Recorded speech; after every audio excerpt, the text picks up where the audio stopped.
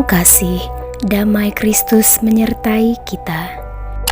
Bapak Ibu saudara-saudariku yang terkasih, hari ini kita akan mendengarkan riwayat orang kudus yaitu Santa Beatrix da Silva de Meneses, pengaku iman. Beatrix lahir pada 1424. Dia adalah seorang putri cantik, pandai, dan kaya, dan disukai oleh banyak pemuda ningrat. Demi keamanan dirinya, ia melarikan diri dari istana ratu tempat ia bekerja ke sebuah biara. Di sana ia bergaul keperawanan kekal agar tidak lagi diganggu oleh pemuda-pemuda ningrat itu. Walaupun tetap awam, Beatrix lama sekali hidup bersama para suster di biara itu hingga ia sendiri mendirikan sebuah ordo baru. Dan ia meninggal dunia pada 1490. Demikianlah riwayat orang kudus singkat dari Santa Beatrix. Semoga ini adalah menjadi inspirasi bagi kita, dan semoga kita juga mampu menjadi orang yang rendah hati sehingga kita bisa disukai banyak orang. Bacaan pertama. Engkau itu manusia, bukan Allah, walaupun engkau menganggap dirimu sama dengan Allah.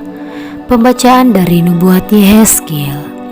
Tuhan bersabda kepadaku, "Hai anak manusia, katakanlah kepada Raja Tirus, beginilah sabda Tuhan Allah.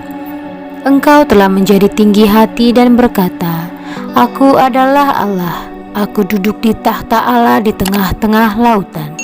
Padahal engkau itu manusia, bukan Allah, walau hatimu menempatkan diri sama dengan Allah.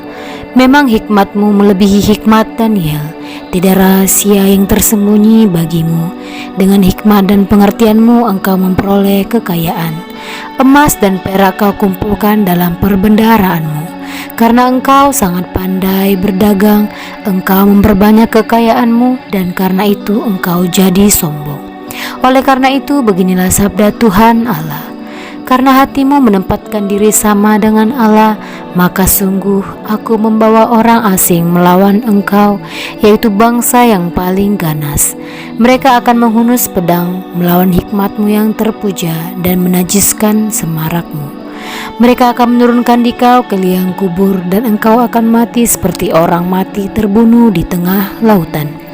Apakah engkau masih akan mengatakan di depan pembunuhanmu, Aku adalah Allah? Padahal bagi para penikahmu engkau adalah manusia, bukan Allah. Engkau akan mati seperti orang tak bersunat dibunuh oleh orang asing, sebab akulah yang mengatakannya. Demikianlah sabda Tuhan. Syukur kepada Allah. Bacaan Injil. Lebih mudah seekor unta masuk melalui lubang jarum daripada seorang kaya masuk ke dalam kerajaan surga. Inilah Injil Yesus Kristus menurut Matius. Yesus bersabda kepada murid-muridnya, Aku berkata kepadamu, sungguh sukar sekali bagi orang kaya untuk masuk ke dalam kerajaan surga. Sekali lagi aku berkata kepadamu, lebih mudah seekor unta masuk melalui lubang jarum daripada seorang kaya masuk ke dalam kerajaan surga. Mendengar itu gemparlah para murid dan berkata, Jika demikian, siapakah yang dapat diselamatkan? Yesus memandang mereka dan berkata, Bagi manusia hal ini tidak mungkin, tetapi bagi Allah segala sesuatu mungkin. Lalu Petrus berkata kepada Yesus, Kami ini telah meninggalkan segala sesuatu dan mengikuti Engkau. Jadi apakah yang akan kami peroleh? Kata Yesus kepada mereka, Aku berkata kepadamu, sungguh pada waktu penciptaan kembali, apabila anak manusia bersemayam di tahta kemuliaannya, kalian yang telah mengikuti aku akan duduk juga di atas 12 tahta untuk menghakimi ke-12 suku Israel.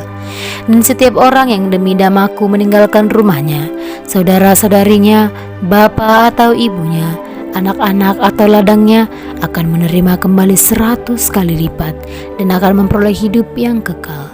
Tetapi banyak orang yang terdahulu akan menjadi yang terakhir, dan yang terakhir akan menjadi yang terdahulu.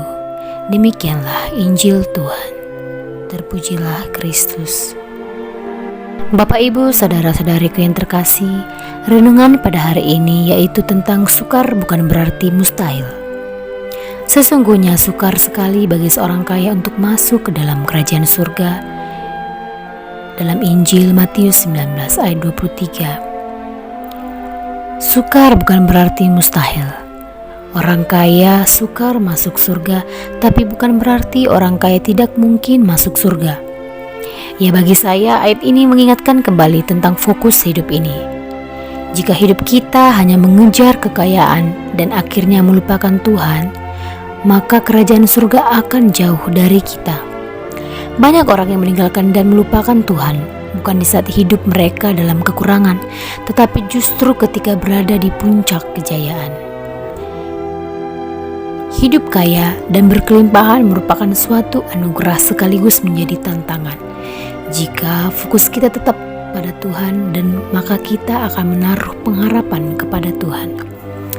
Harta yang kita miliki merupakan sarana untuk memperluas pelayanan Tuhan di dunia ini. Yang menjadi kaya bukanlah suatu dosa. Dan orang kaya yang sejati bukan hanya kaya secara materi, tetapi juga secara rohani. Ia tidak menumpuk kekayaan untuk kepentingan pribadi dan mengorbankan orang lain demi mencapai keinginannya. Namun sebaliknya, dengan kekayaannya, ia bisa memberi dan memberkati orang lain. Sudahkah saya menggunakan apa yang saya miliki untuk memberkati orang lain? Ya Bapa, semoga saya bisa menjadi orang yang rendah hati, sehingga saya menjadi berkat bagi orang lain.